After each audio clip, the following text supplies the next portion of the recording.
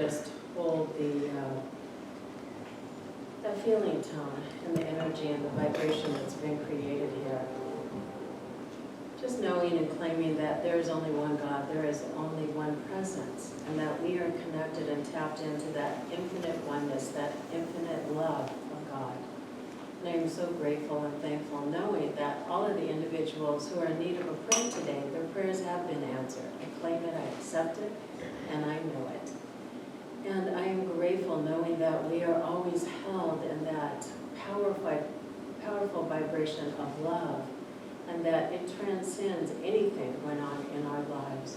For that, I'm truly grateful. I'm going to read a prayer to close this out from, we're part of a bigger organization called the Centers for Spiritual Living. And because of all the shootings in Gilroy, El Paso, Dayton, Ohio, Brooklyn, New York, and so many more in the summer, they wrote a beautiful prayer that I wanted to read to you. So it says, we are asked, let's see, it says, manner of violence in the USA, blah, blah, blah, and it says, we are asked, however, by the spirit of love and unity that runs through our veins, that knits our communities and families together.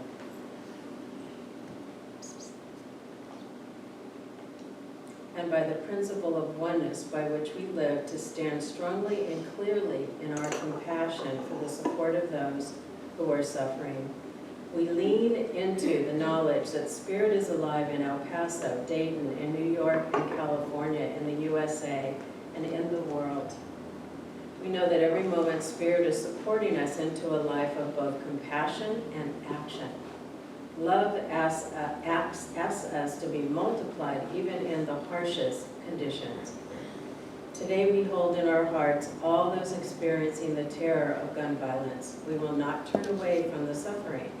We mourn for and honor our precious sisters and brothers whose lives were lost. We know that comfort and all needed resources are surrounding those who have lost loved ones. We know divine healing is present at the bedside and in the bodies of those fighting for their lives in the hospital. We know comfort and divine guidance for the first responders and medical professionals serving those impacted by these tragedies. As spiritual scientists, we know that what is happening in the world today is a reflection of consciousness that is festering in the U.S. and around the world. We hold in our hearts all those who suffer under the weight of their own bigotry, as we allow our own bias to be healed more and more each day. May we continually wake up to our oneness with all of life. May we see God in all people and in all living things. We also know that words matter, for the rhetoric of the time, particularly from the highest political offices, separate, divide, and call out our darkest selves. It makes incidents like these more likely. In this, we realize that love is also ushering us into collective action to bring forth the transformation and healing of the USA's addiction to gun violence and bigotry. We trust that each one of us is guided to take the right, necessary, and inspired actions that fosters healing individually and with others who are inspired to create systematic change. We are every day celebrating diversity, fostering peace, and deepening belonging of all beings. We are divinely called to this work of peacemaking. We are grateful for this beloved community and the spiritual family that steps up and mourns together, provides resources, pours compassion into pain, and dares to build communities of peace where other people belong and are safe. With love for our human family, we release these words into the universe, knowing that hope, compassion, resources, love, and healing are alive today and always.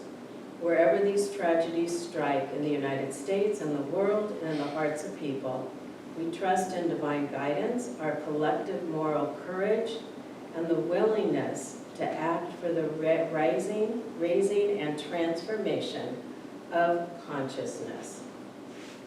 In love and light and peace, and so it is. Isn't that beautiful? it's something just for each and every one of us.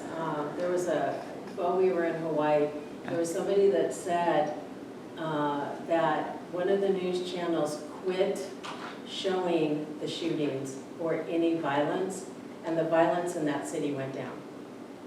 So it's really for the news people to get conscious too. So let's just hold together that there's a collective awakening, whether it's in the media, whether it's with individuals, and we're just going to hold it all in love and light. That's the easiest way to do it, and just surround them in peace, love, and light.